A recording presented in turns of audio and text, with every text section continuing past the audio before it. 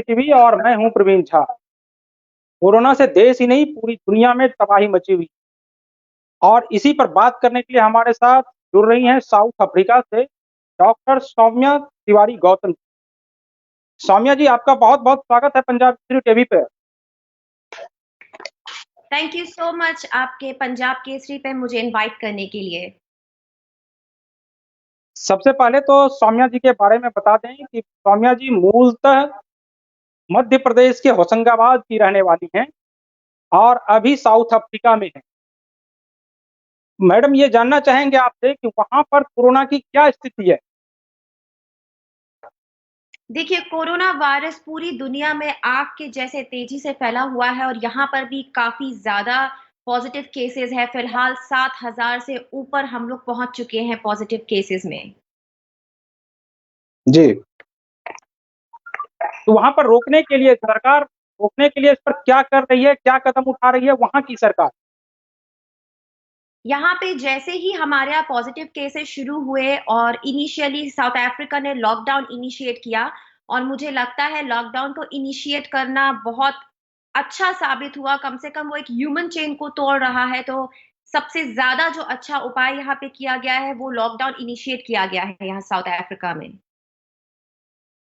और इसके अलावा क्या वहां पर कोई दवाई किस रूप में दिया जा रहा है। जो लोग पॉजिटिव हैं, जो पॉजिटिव जिनका आ चुका है टेस्ट, उनको कैसे आइसोलेट किया जा रहा है और उनका क्या ट्रीटमेंट के रूप में क्या किया जा रहा है। क्योंकि आप एक डॉक्टर भी हैं तो आप खुद उन लोगों से सामना कर रही हैं। जी, तो यहाँ पे सारे हॉस्पिटलों में सारे डॉक्टर जुटे हुए हैं सबकी सेवा करने के लिए और कुछ हॉस्पिटल्स यहाँ पे खोले गए हैं जो कंप्लीटली कोरोना वायरस से पॉजिटिव पेशेंट्स को आइसोलेट करके रखे हुए हैं। तो उनके लिए अलग वेंटिलेशन रूम्स, वार्ड्स और हॉस्पिटल्स की व्यवस्था की गई है यहाँ पर। अच्छा, आपसे एक चीज और जानना चाहेंगे कि जो लोग अभी तक वहां पर जो मरने वालों की संख्या है वो काफी कम है, जबकि भारत में दिन प्रतिदिन यह बढ़ता ही जा रहा है। तो भारत के लोगों को या भारत के डॉक्टरों को आप क्या सलाह देना चाहेंगे। देखिए, सबसे पहले तो मैं भारत और साउथ अफ्रीका की तारीफ करना चाहूंगी कि ये दो देश ऐसे हैं जिन्होंने कोरोना वायरस के आते ही लॉकडाउन को बहुत जल्दी शुरू कर दिया। अगर आप बाकी देशों से कंपेयर करें, यूरोप या अमेरिका या अदर कंट्रीज, वहां पे पॉजिटिव केसेस बहुत ज्यादा है। भारत बहुत बड़ा देश है, वहां पे जनसंख्या काफी ज्यादा है, तो आप जितना ज्यादा स्क्रीन कर रहे हैं वहां पे उतने ही ज्यादा पॉजिटिव केसेस निकल रहे हैं। मेरी लोगों से यही एक रिक्वेस्ट है भारत में कि लॉकडाउन को आप बहुत सीरियसली लीजिए, क्योंकि ये एक बहुत अच्छा उपाय है कोरोना वायरस से बचने का। और अगर हम एक दूसरे की मदद करेंगे, लॉकडाउन को फॉलो करेंगे, जो सरकार ने रूल्स एंड रेगुलेशंस बनाए हैं, तो कोरोना वायरस से हम जल्दी ही बच पाएंगे।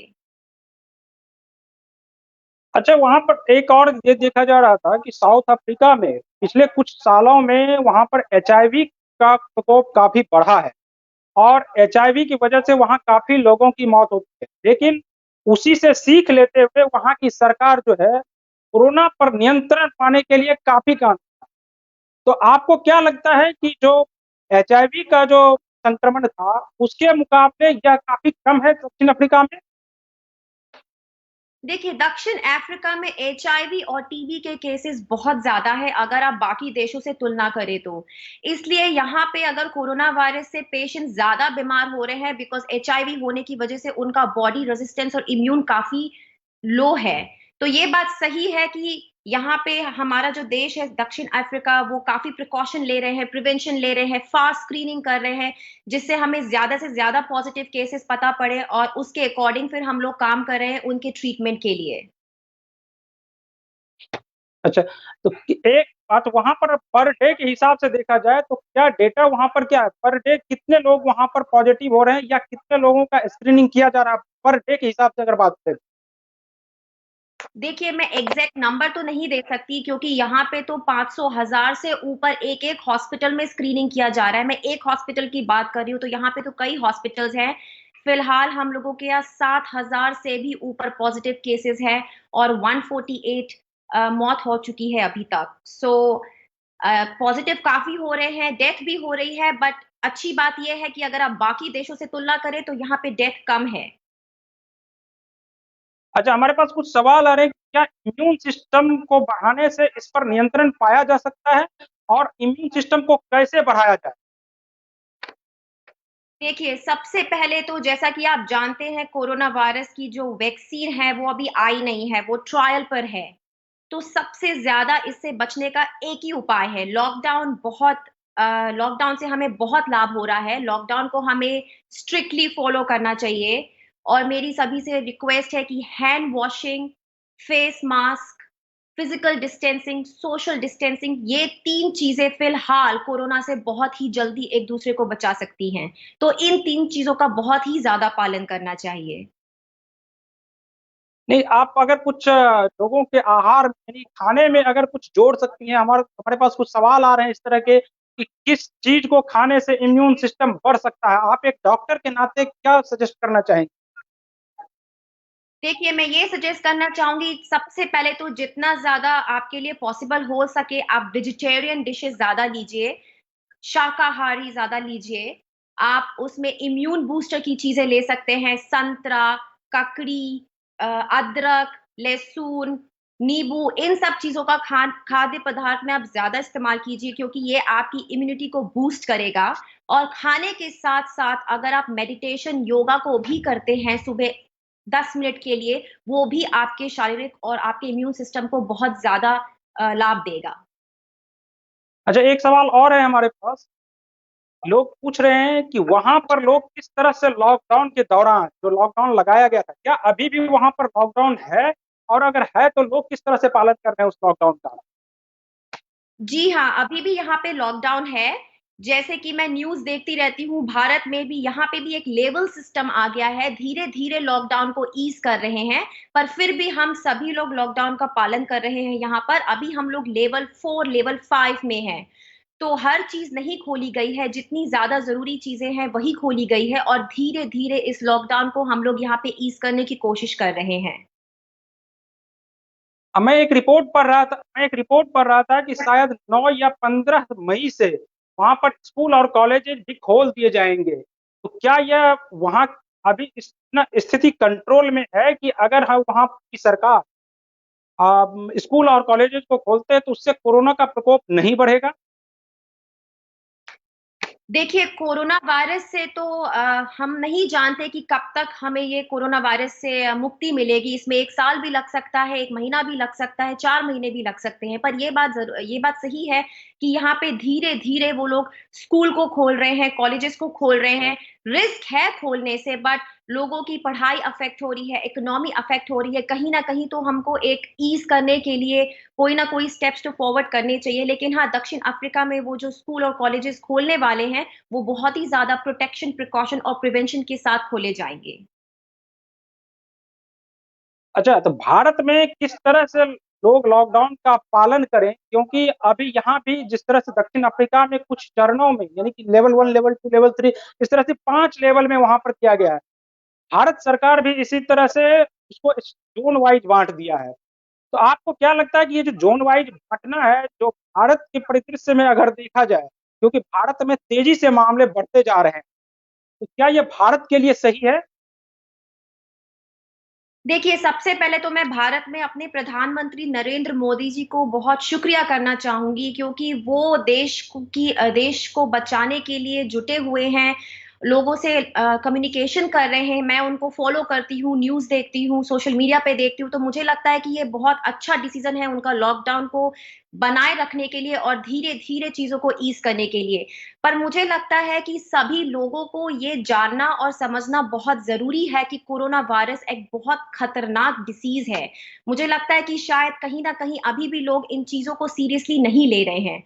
तो अगर हम जी। सब लोग इन चीज़ों को सीरियसली लेके लॉकडाउन का पालन करेंगे, तभी हम कोरोना वायरस से बच सकते हैं। मुझे लगता है ये बहुत सही बात है कि कोरोना वायरस से बचने के लिए लॉकडाउन को धीरे-धीरे ईज़ करना चाहिए और जितने भी लोग हैं, जितनी भी जनता है हमारी, उन सब लोगों को इसका पालन करना बहुत ज़रूरी है।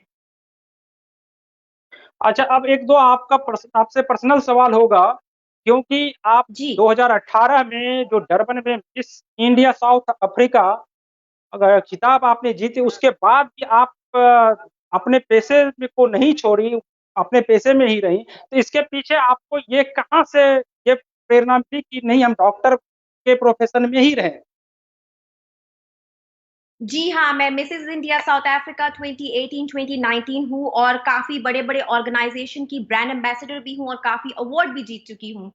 पर मैं अपने पेशे को नहीं छोड़ना चाहती हूँ क्योंकि लोगों की सेवा करना, उनकी जान बचाना, उनको एजुकेट करना ये मेरा पैशन है।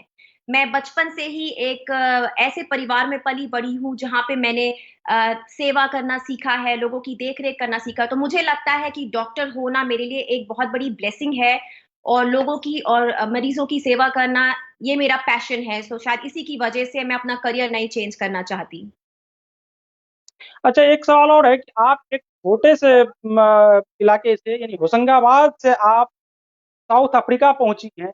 कैसा रहा यहाँ से होशंगाबाद से साउथ अफ्रीका का सफ़र? जी, मैं होशंगाबाद की हूँ। मुझे बहुत लोगों का प्यार मिला इंडिया से, बहुत लोगों का आशीर्वाद है। बहुत ही खूबसूरत सफ़र रहा है मेरे लिए होशंगाबाद से साउथ अफ्रीका तक का। काफ़ी लंबा सफ़र रहा है, 7 साल से मैं साउथ अफ्रीका के केप टाउन शहर में हूँ। काफ़ी कुछ मैंने यहाँ पे हासिल किया है। तो मेरे लिए ये बहुत ही खूबसूरत पल है और साथ-साथ मैं भारत की हूँ, भारत से हमेशा जुड़ी हुई हूँ। वहाँ के लोगों का इतना प्यार और आशीर्वाद मिलता है, उसे देखकर मुझे बहुत ज़्यादा अच्छा लगता है। तो क्या आप भविष्य में कभी भारत आकर भी काम करना चाहेंगे?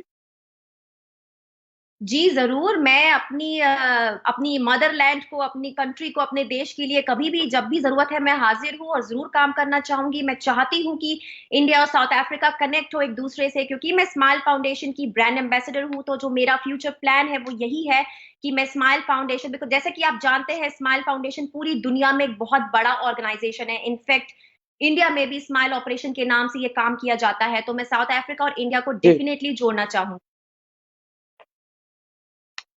तो आप क्या भारत में आकर तब उसी तरह से काम कर पाएँगी जिस तरह से आपको जो दक्षिण अफ्रीका में मिला है, जो फ़ेम वहाँ पर मिला, क्या आपको लगता है कि आपको अपने देश में भी इसी तरह से फ़ेम मिलेगा? जी, मुझे बिल्कुल लगता है क्योंकि मेरे देशवासियों के प्यार की वजह से आज मैं विदेश में ये सब चीज़ें हासिल कर पाई हूँ। तो मुझे बिल्कुल लगता है कि जो ज़िंदगी मैं साउथ अफ्रीका में जी रही हूँ, वही मैं इंडिया में जीऊँगी। अच्छा, आखिरी सवाल आपसे होगा कि आप भारत के लोगों को क्या संदेश देना चाहेंगी साउथ अफ्रीका से? क्योंकि भारत में जिस तरह से लोग लॉकडाउन का सही से पालन नहीं कर रहे हैं, हालाँकि यह संख्या बहुत कम है जो लोग पालन नहीं कर रहे हैं। काफ़ी लोग घर में रहकर लॉकडाउन का पालन कर रहे हैं। लेकिन जो लोग पालन नहीं कर रहे हैं, उनके लिए आप क्या संदेश देना चाहेंगे? सबसे पहले तो मैं आपका शुक्रिया करना चाहूँगी कि आपने मुझे आपके न्यूज़ चैनल से कनेक्ट किया, जिसकी वजह से मैं इतने सारे लोगों से कनेक्ट हो पा रही हूँ भारत में। मेरा सभी लोगों से ये रिक्वेस्ट है, मैं जानती हूँ, मैं समझती हूँ कि हम सबके लिए ये बहुत कठिन समय है। हम सभी लोग बहुत ज़्यादा सफ़र कर रहे हैं, बहुत फ्रस्ट्रेट हो रहे हैं, काफ़ी तकलीफ़ों से गुज़र रहे हैं। बट प्लीज़ अगर हम आपके लिए अस्पताल में काम कर रहे हैं, तो हमारे लिए आप अपने घरों पर रहिए। हर एक इंसान मेरे हिसाब से एक फ्रंट लाइनर वर्कर है। आप सभी की ज़िम्मेदारी आपकी ज़िंदगी की तरफ है। तो जितना ज़्यादा आप इस चीज़ को समझेंगे और जितना ज़्यादा आप कोरोना वायरस की सीवियरिटी को समझेंगे, उतना ही आप ज़्यादा महसूस कर पाएँगे कि जब तक हम सब लोग साथ में होंगे, तभी हम इस बीमारी से लड़ सकते हैं। तो मैं चाहती हूँ कि प्लीज़ सब लोग अपने घरों पर रहिए, हैंड वॉश कीजिए, फेस मास्क यूज़ कीजिए, सोशल डिस्टेंसिंग को मेंटेन कीजिए। ये सब चीज़ें ही हमें कोरोना वायरस से बचा सकती हैं। सौम्या जी, आपका बहुत-बहुत शुक्रिया समय देने के लिए। तो ये थी साउथ अफ्रीका से डॉक्टर सौम्या तिवारी गौतम, जिनका कहना था कि अभी तक कोई भी दवाई नहीं निकला है कोरोना से लड़ने के लिए, तो आप लोग सिर्फ़ अपने घरों में रहिए, लॉकडाउन का सही से पालन कीजिए, तभी हम लोग कोरोना से को जीत सकते हैं। बहुत-बहुत शुक्रिया।